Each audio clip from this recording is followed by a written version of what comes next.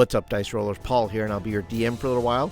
As you can see there, all shall be revealed at 75 subscribers. What does that mean? That means it's time to start taking this channel seriously. And in order to do that, I need to be fully present with all of you to enjoy this hobby. So send your friend an invite and tell them to get over here and subscribe to this channel.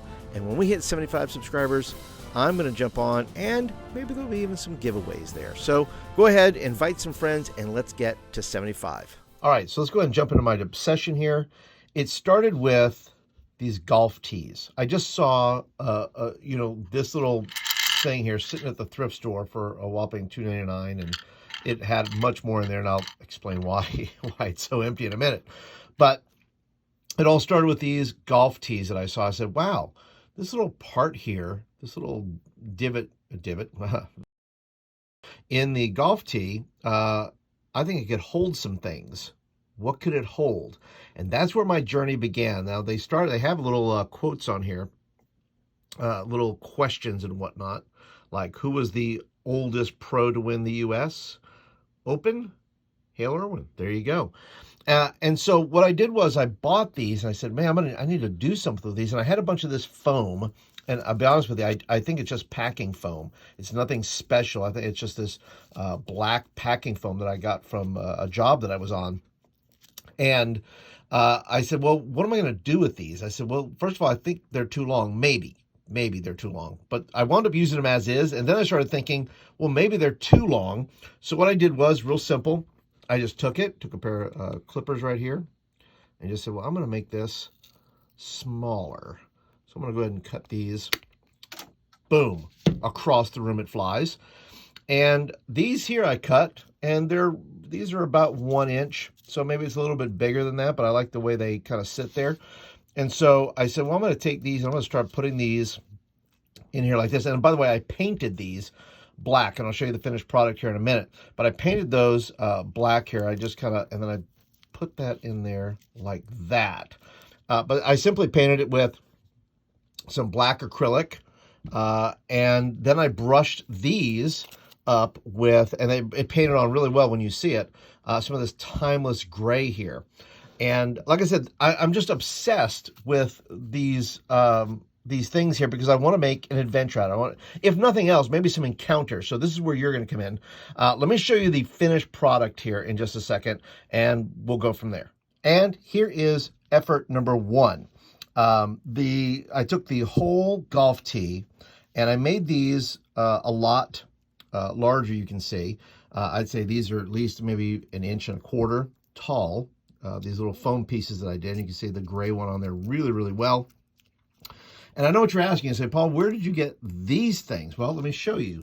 These things here are, they're filler is what they are.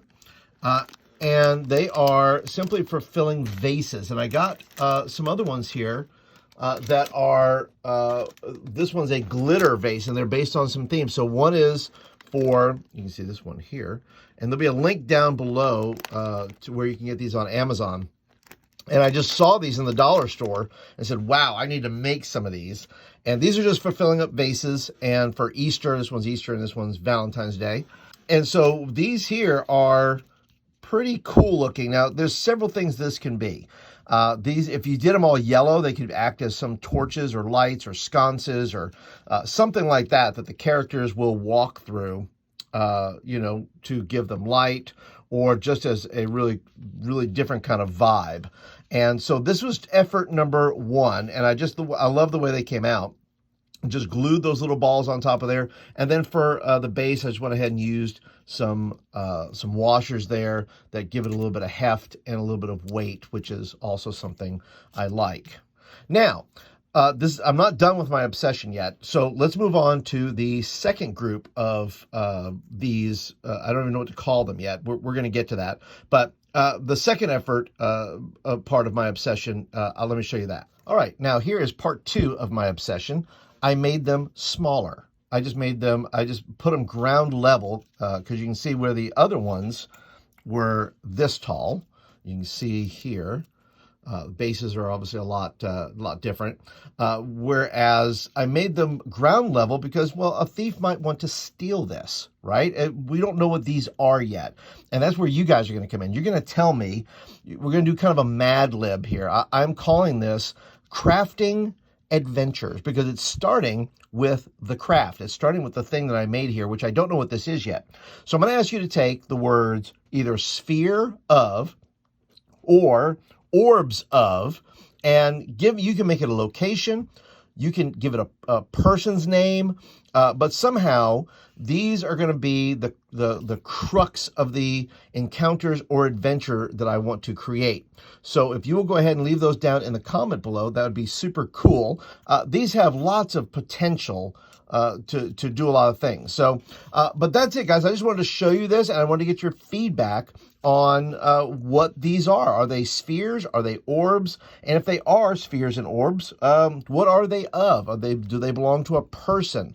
Do they belong to a place? And that will be the basis of my encounters and or adventures. So that is it, guys. Thank you for sharing in my video today. Please leave your comments down below. If you're new, thank you for visiting. Be sure to hit that subscribe button, and you can join the Crafting Adventures journey by simply leaving some comments, and then you will get in your inbox. You'll know when I upload videos. So that's it for today, guys. Appreciate you being a part, and we'll catch you guys in the next video.